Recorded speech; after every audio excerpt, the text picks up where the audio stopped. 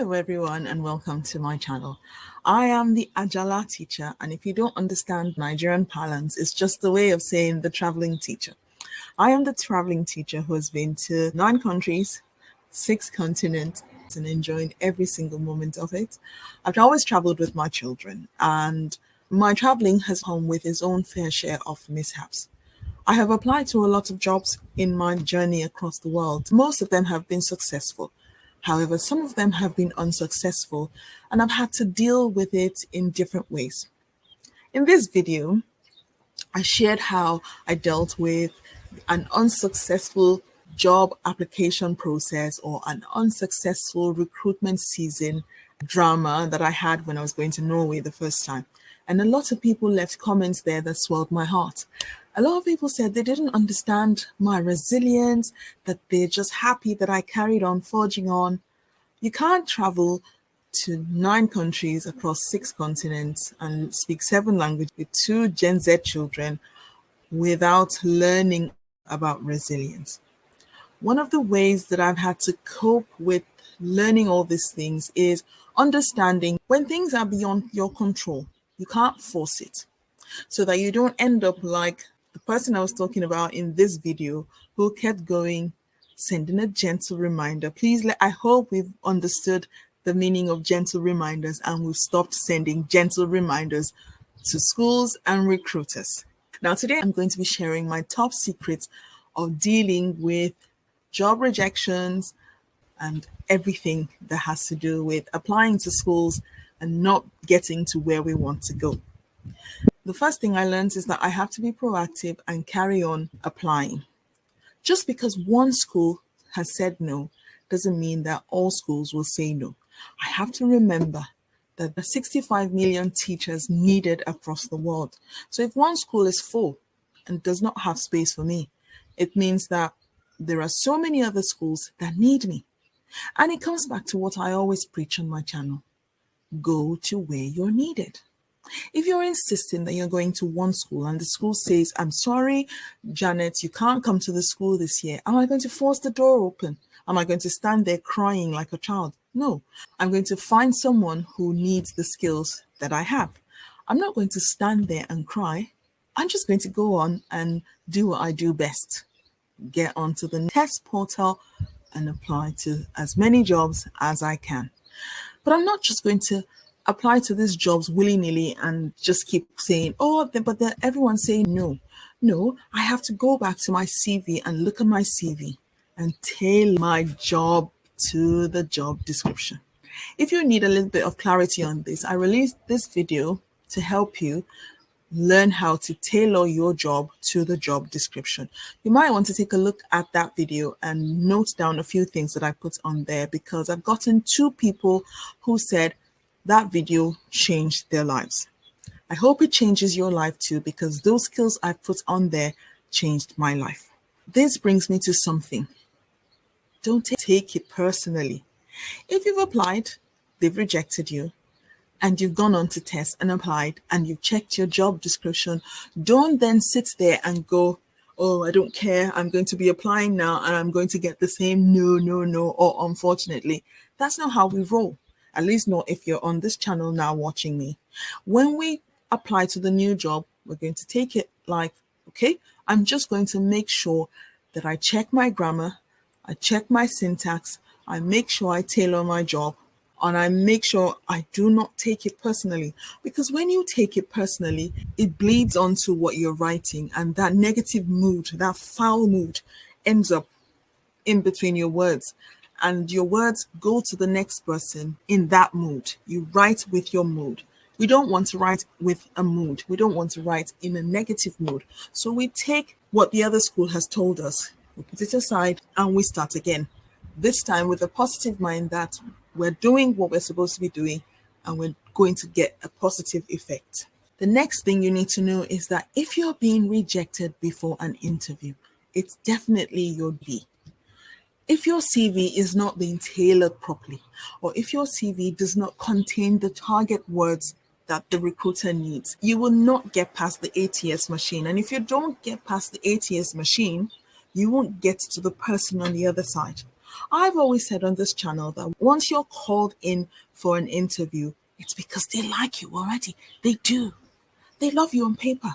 Your CV has blown them away and they want to see who this person is with this amazing CV. So you then need to go and show them that you are that person that you've written down. If you're getting rejected after the interview, it means you were not showing them who was on the paper. Your paper was brilliant, but you're not, I won't say not brilliant, but they were excited to meet you from your CV, but your CV and you do not tally. So we need to make sure the first thing you need to do, as soon as you get that interview paper, head on over to my channel. There's a video there on interview questions. Head on over to the live. I have a live that I did with two amazing women who have come on this journey as well in their own different ways. And we all banded together because we're all trying to get more people who look like this into education. So head on over to the live segment and understand what you need to put in at an interview to blow them away. When you impress your interviewers, it means they love you on paper, they love you in person. They don't want someone who will come in and make the whole atmosphere of the school negative. They don't want someone who knows less than the children. They don't want someone who makes all the other teachers fight each other. They don't want someone who would come in and upset the careful balance they've cultivated at the school. So when you go in, make them comfortable, sell yourself properly, and be confident. The reason why you have to be confident is because you're going to be meeting people, you're going to be meeting parents, you're going to be meeting children, you're going to be meeting the wider school community. And it takes a confident person to pull this all off and look flawless. Make sure the interview ends on a note that feels like two friends chatting. Give them a comfortable air that makes them want to relax and feel like they're sipping tea and talking to you, because that's how you get the job. Next thing you need to do, when you don't get the job, please continue practice your pitch, because you're still going to be selling yourself. So it's still going to be you.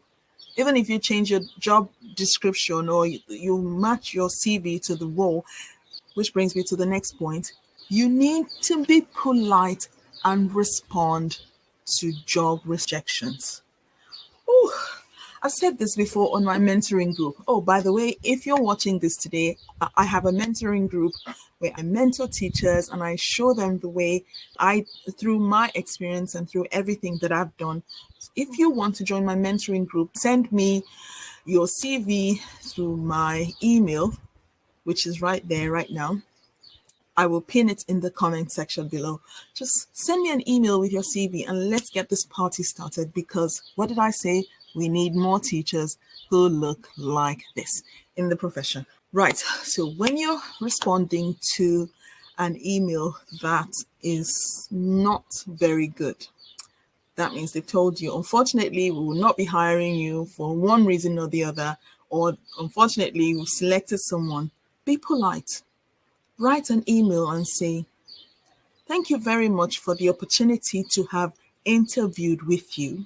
I look forward to a time when I can meet the requirements. Regards, because here you've told them, yes, I'm unsuccessful now, but I still want to come to your school. So I will look forward to a time when I can meet the requirements, meaning that I'm going to work on myself and I'm going to come back to you, because I really want to be in the school. Schools want candidates who have an interest in the school. They don't want someone who just wants a job for the next paycheck. It means at the first sign of trouble, you'll be one of the first ones to jump off the boat. They don't want that. They want someone who will stay there, because every school goes through their ups and their downs, and they want people who will go through the ups and the downs with them. So just because you have been unsuccessful now, it doesn't mean that you should not like the school. No. So that email you've sent saying, thank you for the opportunity you've given me to interview. I look forward to a time in the future when I can apply again. That has happened to me before, and I shall be leaving that in my Amsterdam story, and you will be blown away. So stay tuned to that. Click on the notification bell, make sure you subscribe, and please make sure you stay tuned to that episode because you would love that episode. The next thing you can do to help yourself is to look at the reason why they told you you did not make the cut. Look at the reason. What was the reason? Did they say it's because you've got a fat head? Of course not. They won't say that. It might be because they've got a candidate who's more qualified to be in that role. Now, I always go back to the job description that I filled out for that job role. Because if I don't go back to that job description and I just take my CV and I just send it to the next person without changing anything, I might be making the same mistakes over and over again. So I go back to the job role and I have a look at the job description and I look at what it was they wanted. And I wonder to myself, who could have been more qualified than me? That sends me to websites where I can get more CPDs to train myself to be better at what I do so that by the time I'm sending the next job application out, I'm more qualified to go for the next job. Do you see what I do? I use feedback to help myself to become better. It goes into that saying, do not build walls, build a bridge. Stones are in your path. It's not negative if you build a bridge, but it becomes negative when you build a wall and shield yourself from anything else that's coming. Another thing you need to know is it might not even be because of your skill. It might just be the school. Some schools just need someone with a more particular experience. For example, I applied to a school once where they needed a primary six teacher. Now, I've taught Key Stage 2 for a few years now. They specifically wanted a primary six teacher. And I just assumed as a Key Stage 2 teacher, I can apply for that, which is something you should do. Set yourself some aspirations so you can grow. Challenge yourself to roles that are a little bit higher than what you would normally go for. Let them tell you what it is you need if you're not successful, and then you work towards that, and that way you're growing. Now, this particular job that I applied for was a primary six teacher, and because I had experience teaching year 5, year 4, and year 3, I applied. Unfortunately, I didn't get the job because they wanted a primary six teacher. I sent back to the school asking, thank you very much for the opportunity to interview. Could you please give me feedback on what I did not have? Because sometimes I do ask the school, do you mind provide back? Do you mind? Not give me feedback. No. Do you mind providing feedback? And they were so kind because of the polite way I had written the email and because they really liked me at the interview. They responded and they told me that they have a really difficult year 6 class. Many of them were children who had transferred from other schools. So they needed someone who could bring all the skills together to make sure they meet their objective. As I had not been a primary six teacher before, they knew that I will be learning on the job, which is something I had indicated during the interview that I'm open to learning, but they needed someone who was already steady, who was already well versed in getting children ready for their SAT exams. So it was something the school wanted in particular, and I didn't meet that. And guess what happened after that? I made sure I went and got myself ready for a year 6 role so that if that chance ever comes up again, I will be ready. So now I have experience teaching all of Key Stage 2 and I'm a better person for it. You see how you take one negative and use it to make a positive. When life gives you lemons, do not make lemon juice, you make lemonade. Another thing that you should remember is that to build up your confidence, it doesn't happen overnight. The confidence to interview properly or interview with success comes from being able to practice that interview skill. Sometimes you might need to use a mirror. You can use a friend. You can use a neighbor. Just practice talking to someone else and explaining things to the person. Now, sometimes the person might not necessarily know the technicalities of a teaching interview, but the person can tell if your voice is shaky. The person can tell if you are jittery or nervous. The person can tell if you're not performing at your best. And that is something you should work on, because that is what exudes confidence. And confidence always sells you at an interview. Have you ever seen a situation where there are two candidates? The first one has a first class, the second one has a third class. You would think that the one with the first class would be hired.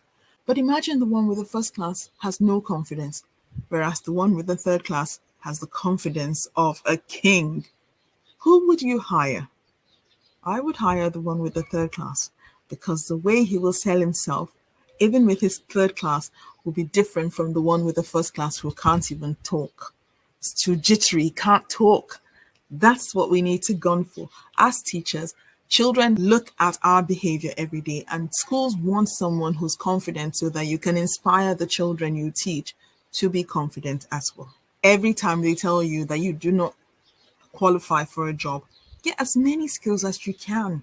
A good teacher is a good learner, and I intend to be the best teacher there is. Is that your goal as well? I hope so. If you've come to the end of this video with me, thank you so much, and please don't take any job objections to heart. There's always another recruitment season.